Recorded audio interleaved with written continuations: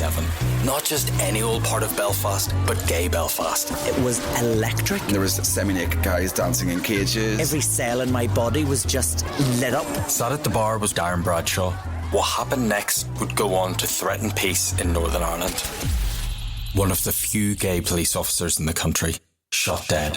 Someone had told them that Darren Bradshaw was going to be murdered. It's a story that's never been told before. For his own skin, he traded Darren's life. This is Blood on the Dance Floor. Listen now on BBC Sounds. BBC Sounds. Music, radio, podcasts. Hey everyone, and welcome back to another episode of Dua Lipa at your service.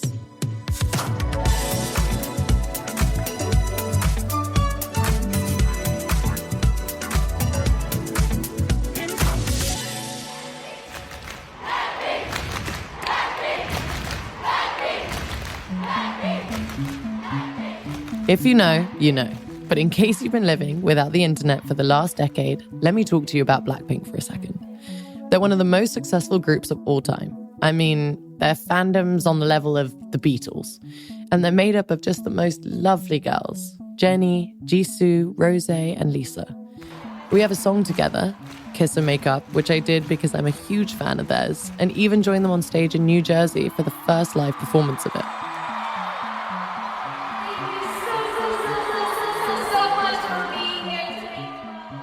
No amount of rehearsal could have prepared me for witnessing the passion and the power of a K-pop fandom live.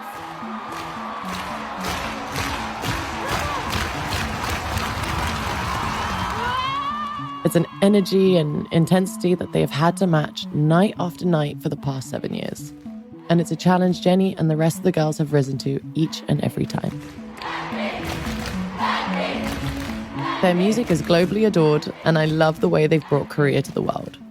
As much as I love to travel, I also feel so firmly rooted in my Britishness and Kosovo-ness, if that's even a thing. And so today's guest, Jennie Kim, joined me for a very special conversation about bringing your culture to the stage. I really believe that showcasing your heritage and cultural identity can be such a powerful tool in not just music, but in all walks of life. I was so excited to learn from Jennie's experience and share her journey with all of you. Jennie and I have become friends since that show in New Jersey, and I just adore her, which is why I invited her to join me on this week's episode for what is in fact her first ever podcast interview. Let's dive in with this week's very special guest, Blackpink's Jennie Kim. Jennie, how you doing? I'm doing very good. I'm very excited for this. I'm so happy you said yes to doing this with me. Only because it's you. I am literally shaking right now. This is my first ever podcast, any kind of thing like this. So well, I feel very honored. No, thank you for having me.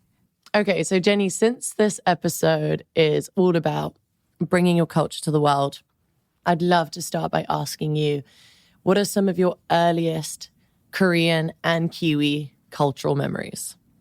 So I moved to New Zealand when I was 10, and I really jumped in without knowing what to expect. The only thing I could say when I went to New Zealand was, "Hi, my name is Jennie." But the scary part is I adjusted to my lifestyle there within the 6 months.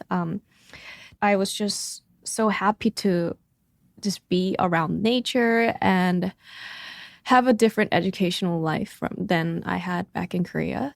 But what's also fun was I stayed at a Korean homestay. So I also had a Korean culture around me all the time while I was living there. And I would always listen to Korean music, watch Korean movies. So I was in between like that Western culture and having the Korean culture around me. So I had a good both side while I was growing up, I think.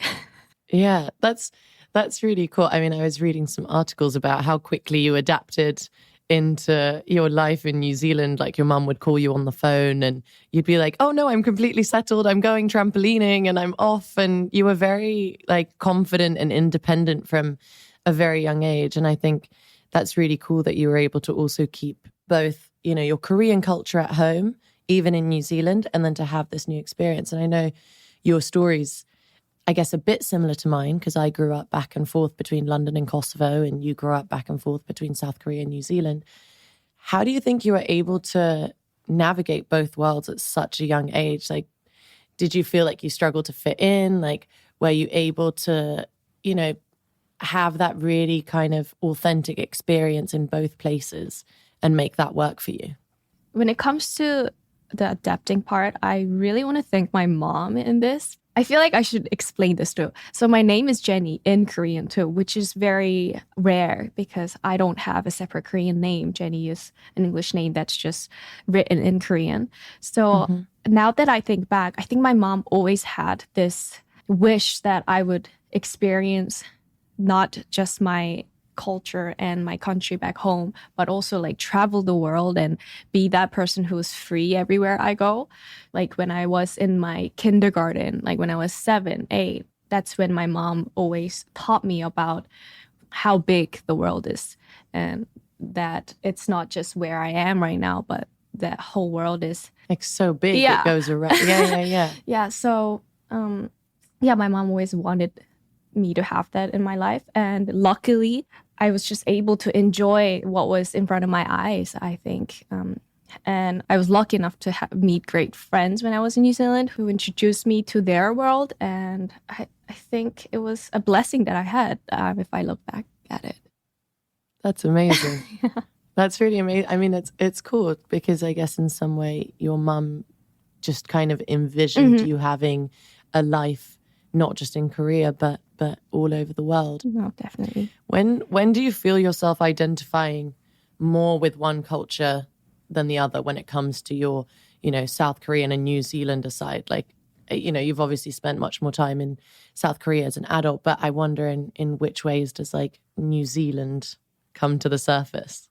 Really, other than food, how I built my personality and how I see the world, I think my lifestyle back in New Zealand has based me to be who I am right now, and how I interact with people and the way I adjust to like new environment. I think it's just the side of me that grew up in New Zealand always is the switch that I turn on when I meet new things. Definitely. Yeah. I always tell people that I am like 50-50 with both cultures, but yeah, like when I meet you, I try to turn on my switch and be the girl who I was when I was like 12. That's so interesting. I mean, I know that for me, for example, my Albanian heritage is such a big part of my identity, and I lived there as well from the age of 11 to 15. So it's very similar. We have like a very parallel experience in some ways, but I also don't get to always show that side of me in my music. You know, I'm influenced by so many other styles and genres of music. Can you tell me what being Korean means to you, and how are you able to translate that pride in your culture to the work that you get to do as part of Blackpink? To be honest, I think in the beginning of my career, I guess I had more of that New Zealand side of me where I'm like, let me go out there and then be a part of that world. But as I got into the business and as I got to learn more about myself and my country, because I was based in Korea while we were recording and in the studio and everything, I started to bring more of the Korean side and the Korean culture into my music and my career. Like they started merging together. Mm-hmm. And the biggest reason I jumped into this music path that I chose was me listening to Korean music when I was living in New Zealand. And I dreamt of bringing Korean music to bigger world, because I was also living in a world where I was in between the two cultures, and I saw it happen. Like I really wanted to see it happen in the future, and also I wanted to play the part because I feel like I was able to do that with the language barrier and with the lifestyle that I have lived in the past. What more would you like us to know about your culture and your country that you've not gotten to share with us yet? One thing that I love to tell people about what I do and like Korean culture and like especially the music industry is definitely the worth ethic that we have towards, our job, everything. Yeah. And how we go through such a intense training phase in life to become, to actually just drop an album. That I've said this in a couple interviews, and I'm sure a lot of people know, but I spent 6 years before I put my first album out as Blackpink, just training to be who I am right now. And I think it's very common in Korea to have this big time of preparing what we might do in the future. That's amazing. I wanted to rewind back to the beginning of Blackpink, if you'll let me. And I'm so fascinated by the K-pop trainee system, which you just talked about. And I understand it's a really regimented and rigorous training program where you learn a lot, not just about music and dance, but also about language and media and the way you present yourself to the world. And as you went through training, which is so much about polish and precision and perfection, how are you able to maintain your own identity throughout this? I've actually never really broken down how I did it, but the people who knew the importance of keeping their own identity and character within the training system are the people that are in the group right now. A lot of people got lost in the way because we were so focused to satisfy the people that we were working with, but we weren't sure who we were doing it for and how it can identify us in the future, because it's literally years of training. It's not just a couple of hours. So you get really drawn into the lifestyle that they put us in. And I think the girls and I were, I don't know if is it too controversial to say this? I don't know. I'm no, I don't think so. Yeah. So it's like survival of the fittest. Yeah. The girls and I try to find our own voice and character, and whilst we had 30 other people training with us, and I guess our labels saw us trying and saw something really, really special. I guess the same goes for actors and musicians and people that go into big auditions to get cast for different things. But it's true. It's the ones who remain, who manage to stay really strong and withhold their identity while at the same time being really good at learning. I think that's how you get chosen, right? I guess so. And so Blackpink records their demos in English first before translating them to Korean. And I know you also record most of your songs in Japanese too? Before we put out the Japanese version album, we used to, actually not anymore, but we used to record the whole main few songs in Japanese, and that was an experience. Okay, cool. And so then in the trainee days, you also learned different dance styles from all around the world too, like hip hop and salsa and ballet. You must have such a incredible cultural education. What were some of your favorite inspirations from those trainee days that inspired you and shaped you in the group today? The variety of different vocal styles that we approached, we got to experience, was definitely something that helped me throughout the way. But the good thing about the label that I was under was not only they wanted us to be able to sing in Korean, but we would cover so many pop songs as a trainee. So by the time we had to record our actual song for Blackpink, we were able to play around the language, play around the rhythm, and all sorts of things that affect the music with the cultural difference, I think. And some of the things, I don't know which influenced me the most, but some of the things that I struggled the most that I could tell you right now. Does that work too? Yeah, of course. We did a lot of crumping and popping as a genre of dance. And let me tell you this, I am not the best crumper and popping person in the world. Well, you can't be perfect at everything. But listen. Yeah, but it was, but also learning something that you're not good at helps you to find what your, like what your main genre is when it comes to dance and vocals. So yeah, I have to say, just trying out all sorts of different things has pinpointed to become who I am, I think.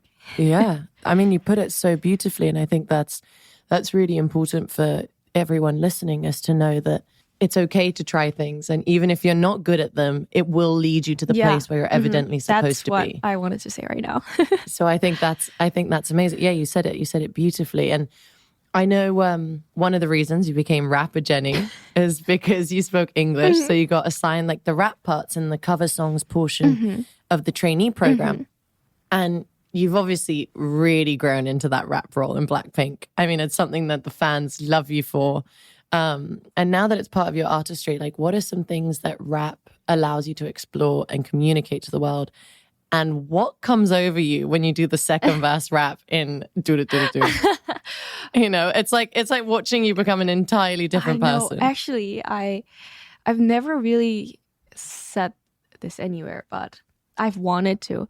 And it's something to do with me rapping. Okay, so like you said, I've gotten into the whole idea of rapping because of the language that I was working with, and that's how I started.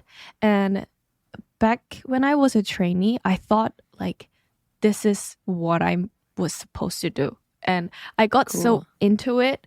And by the time that we debut, in my head, I'm thinking I'm a rapper. Like no, like just in my head, I'm gonna go out there and rap my ass. Yeah, cool. But the strange part was, like how you said before about finding your identity, like as a trainee too. So after our debut, we did like 6 songs where I would just rap, like seriously rap. And along the way, I kind of got confused because the more I did singing and music, I came to realize that there's a big side of me inside that I love to sing, just play with my vocals. But I actually never had the chance to really explore that as a trainee because I got told that I should be a rapper, So there was a phase where I would hate to rap. Like I was like, this isn't me. Like this isn't the Jennie that I envisioned in my head. Like I don't think I'm a rapper. So there was definitely a burnout season. Is that how do you say it? Yeah, there was a moment of uncertainty. There was a moment where I was denying myself just because of the idea that I didn't pick this path that somebody else has picked for me. And then after taking some time off of work and listening to music in general, and then I actually looked back to the videos that I performed and when I was doing lives to like actually see myself enjoying rapping on stage. Yeah. And that's the moment where I accepted the fact that that is a part of me, but there was a new side of me that hasn't been found within me that I have discovered. So yeah, right now I am lucky enough to have a choice to be a crazy rapper, but also sing whenever I want to. So yeah, I would like to say it's a switch inside that just comes out of me.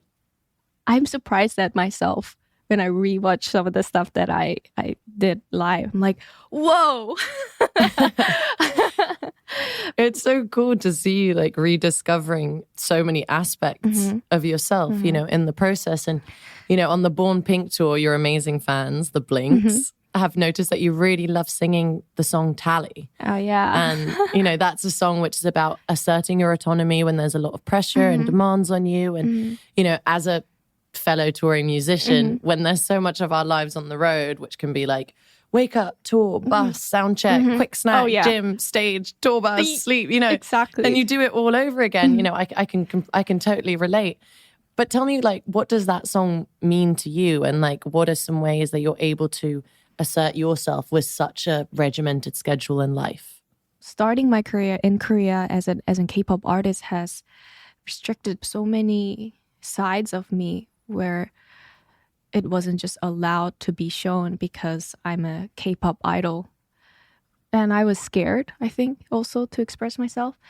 And as things grew over time, I was able to express myself and people would see it as breaking the boundaries rather than she's doing something that she's not allowed to do, and being able to open a new chapter for people that are starting the business in Korea.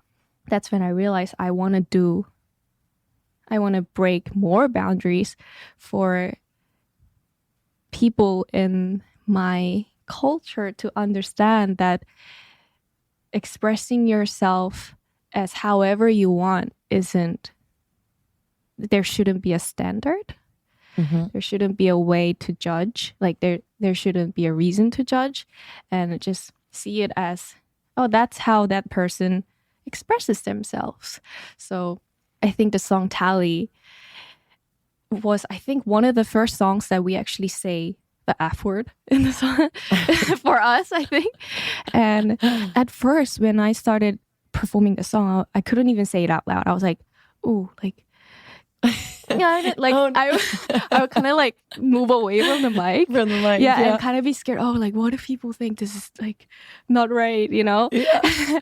And then more fans were loving the song, and I was connecting with Blinks. Like while I was on stage when I was singing that song, they were like, "Yeah, do your thing," and they were the ones who gave me my confidence and support to really enjoy the song. Yeah.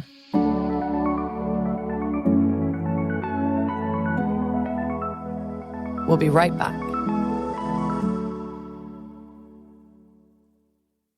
I'm Morgan Freeman, and this is 6 Degrees from Jamie and Spencer. You know what, Spen? What? I have pulled out some big names for our podcast recently. What on earth are you talking about? J-Lo, Morgan Freeman, Samuel Jackson, dare I say more? They came on because, apparently, rumour has it, they love me. You know that they're only talking to you to get to me. Whoa. I'm producer Phil. I'm the one that gets us the A-list guests around here. So, join us for the podcast that's all about making new friends and have lots of fun on the way. And hopefully we stay friends too. Beautiful. 6 Degrees from Jamie and Spencer. This is going to be amazing. Only on BBC Sounds.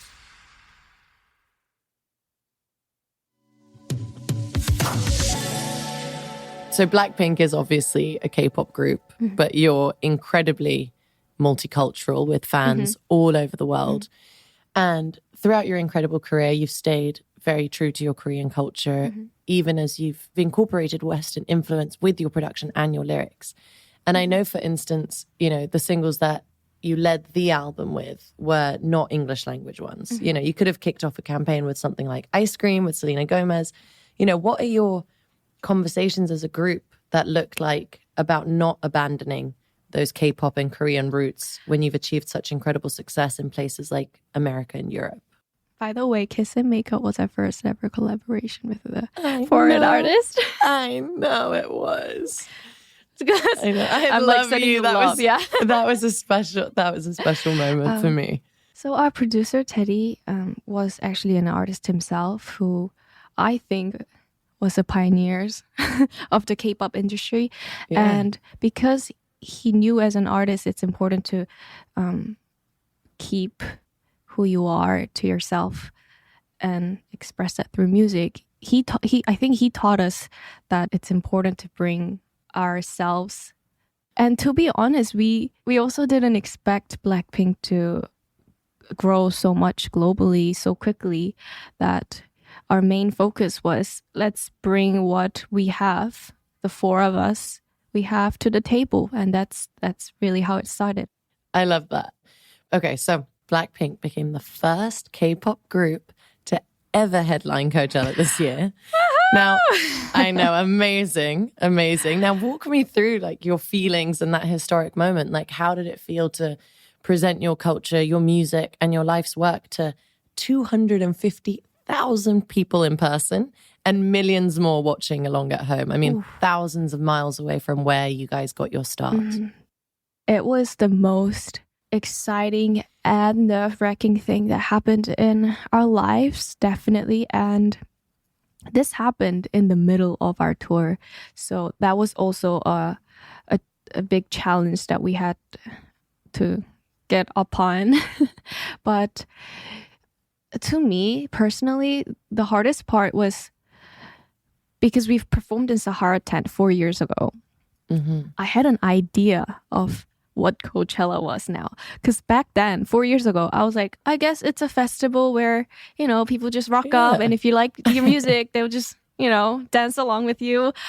That's where I was at. And then with 4 years, headlining, like, I couldn't believe it at first. Like, I had to sit down with the girls and be like, guys, this is happening. We were watching a festival where, you know, people just rock up, and if you like your music, they'll just, you know, dance along with you. That's where I was at. And then with 4 years, headlining, like, I couldn't believe it at first. Like, I had to sit down with the girls and be like, guys, this is happening. We were watching Ariana Grande, who was headlining when we performed. And then now we're here, we're doing this. It's amazing. It's crazy. But also because I knew what to expect a little bit, I was under so much pressure. I think it was my first time crying just as soon as I was off of stage, like first week. As soon as we walked out of stage, I was just like burst in tears. So it was so emotional. Like, I was so proud, and the hard work that we put on, and just the overwhelming feeling that we got from the crowd. Of course. It was just a lot of emotions. A lot of emotions. It's amazing. Like you said, like that the trajectory is crazy and amazing. And, you know, like you said, even in 4 years' time, being on the stage where we dreamt of it, we watched growing up, we fantasized being on that stage. Yeah, so it was a really, really a dream come true situation for all of us, I think. And it was really exciting, actually, because we really brought the Korean culture into our stage this time. And we were so proud of it and happy about it. Just to give you a little explanation, we did. The set was a Korean architect roof design that we had called Hanok. But that was the main set that we have. And then we started our whole set list with wearing a traditional Korean dress called hanbok. It was a very short moment, but we really wanted to bring that Korean culture onto the stage, especially Coachella, because we knew like how big it is to start from where we are and then bring that to in front of, I don't even know how many people. I'm really bad with numbers, but yeah. But I mean, it's amazing. It's really exciting to see it all happen for you guys. And I mean, with the Born Pink tour wrapping up later this year, like, I want to ask you about one of my favorite things to watch, which is videos of Blackpink sound checks. Because the four of you just get to joke around and enjoy each other's company without the pressures of like the actual show to stress you out. Like, can you take me into that moment and tell me what those moments are like with your bandmates?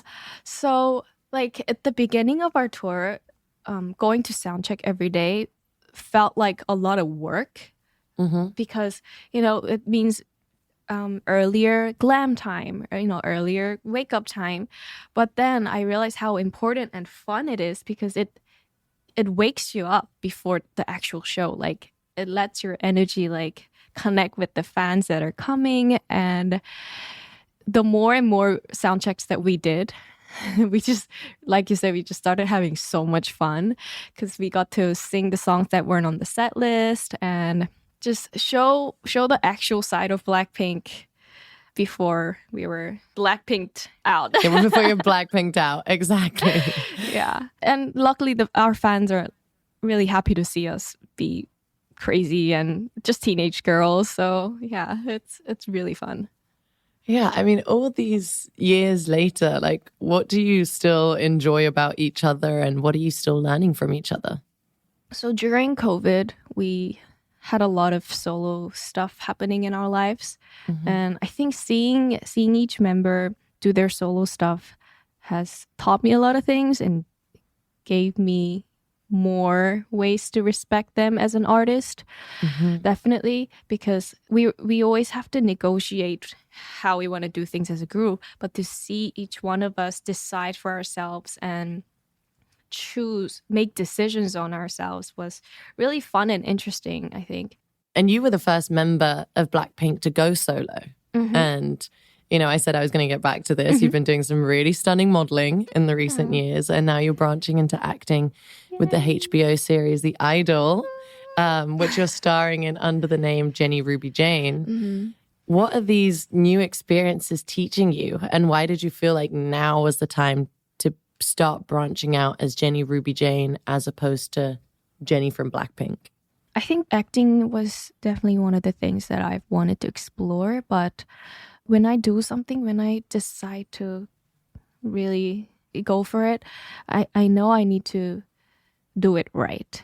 And first of all, I wanted the new acting part of my life to be authentic rather than just me trying to grab any opportunities that came to me. I really was being patient with my first ever acting job, which means when I was spending some time in LA last year, and I actually got to meet Sam in person, and just me trying to grab any opportunities that came to me. I really was being patient with my first ever acting job, which means when I was spending some time in LA last year, and I actually got to meet Sam in person, and I got to talk to him, and he talked me through the role that he envisioned for me and everything.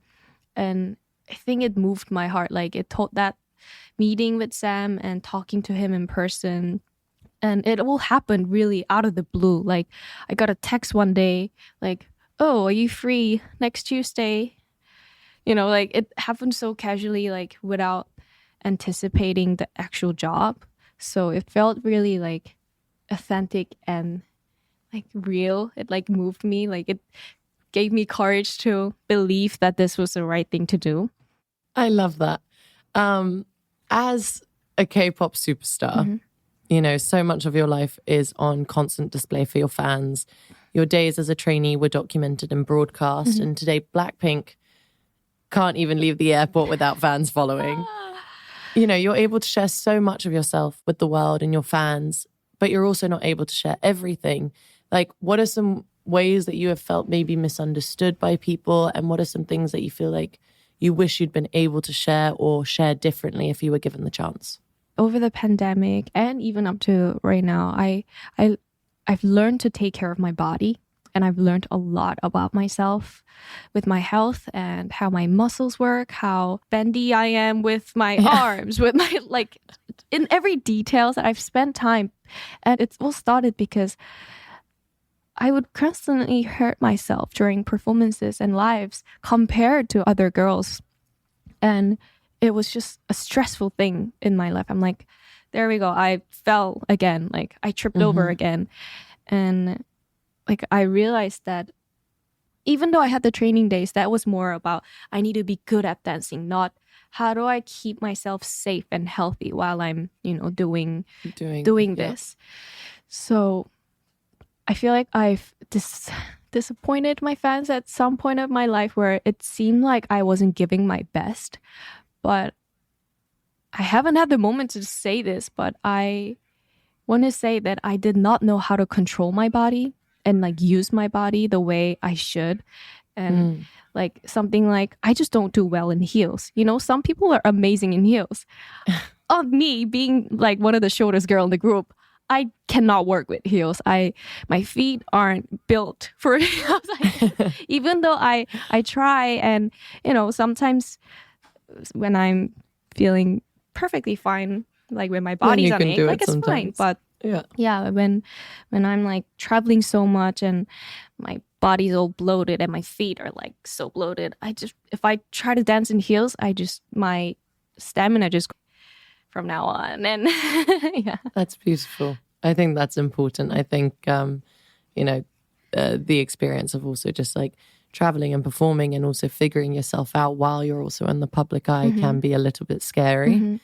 And so not everybody really knows what happens behind the scenes. So I think that's really nice of you to share those moments, because you're human as well. And you're learning and figuring out, like you say, your body. But I'm glad that you're getting to a point where you're really kind of learning about what you need. I mean, I'm the same. I'm like, I realized how much I needed to be in rehearsal and keep my body strong with like yoga and Pilates and like eat really healthy and keep my mindset really healthy so I'm able to perform. And that's all the other work that goes on behind the scenes to be able to put on the best show. But I assure you, you're doing a really good job and you're not letting anybody down whatsoever. Thank you. How would you describe your identity apart from Blackpink? You know, who is Jennie when you're not thinking about making or performing music, you know? What is that other side of you? I think honestly, I'm a nerd. Is that bad to say? Like, no. I truly believe I'm a nerd. Like, I love learning new things and like experimenting new things. Yeah. When I'm off of work, I would randomly go to a pottery class, go to learn French. Like, I just constantly like to throw myself under like this new environment, maybe because of how I grew up, but I just love to see myself like adjusting to the environment that I put myself in. I completely relate to that. I feel like it's so important to be so curious and constantly learn new things. I mean, I'm constantly trying to like learn new things and keep myself interested and go to the theater and listen to different music and read books and constantly keep myself going. And I think maybe it is something about being thrown into different experiences very young that kind of pushes you in that direction, which is really cool. Jennie, thank you so much. This has been so amazing having you. Oh my gosh, it was honestly my pleasure. I like to end my conversations by asking for some lists from my guests. And like you said, I know that you're super into Pilates and yoga, like I am. And because you're always on the road, what are 5 ways you like to get your body moving, even if you don't have a gym you can use? I feel like I'm a little lazy when I'm actually on tour. Like it's hard to get my like exercise, but just taking a walk, have a yoga mat in the room, and like what I do is like I would wake up in the morning, just play some really nice calm music, stretch and like meditate. And I'm more on that side of taking care of the body when I'm on tour. So yeah. I didn't give you 5 lists, but go for a walk. Go for a walk. Go for a walk. Well, you said keep a yoga mat in the room and meditate. Meditate and use stairs. Yeah, take the stairs. Always a good one. And yeah, I would say 4 things, if that's okay. Of course, 4 things is perfect. We'll take it. Jennie, thank you so much. No, thank you for having me. Thank you for your time. I appreciate you making time to do this with me. Of course. And anything for Dua. Oh, love you. Love you. Thank you. Love you. Talk to you soon. Bye, babe. Isn't she the sweetest? And what a treat to host her first ever podcast appearance. I love her and the other Blackpink girls so much. And it felt really special to hear more about her culture and the ways she's been able to share that with the world. I hope the episode resonated with you the way it did with me. For some extra content from Jennie, be sure to visit service95.com for an exclusive list of her favorite ways to spend a weekend in Seoul. I've already added them all to my list for the next time I'm lucky enough to visit South Korea. I wanted to also let you know that our July Service 95 book club pick is Pachinko, which you all know I loved so much, written by our season 2 At Your Service guest, Min Jin Lee. We've got some very special Pachinko-themed content all month on our website and socials, so be sure to join us throughout July for that and so much more. See you next week for another episode of At Your Service. Thanks again for listening.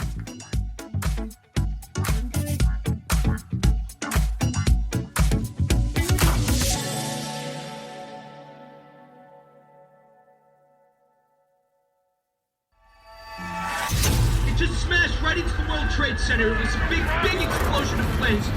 People Who Knew Me, a story about lies. You used a terrorist attack to run away from your mess and fake your own death. And love. Are you proposing to me? In the face of death. I'm Paul. I'm 6 weeks into chemo, and I have no eyebrows. An original drama for BBC Sounds. Yeah, something's up. Starring Rosamund Pike and Hugh Laurie. Happy death anniversary. People Who Knew Me. Listen on BBC Sounds.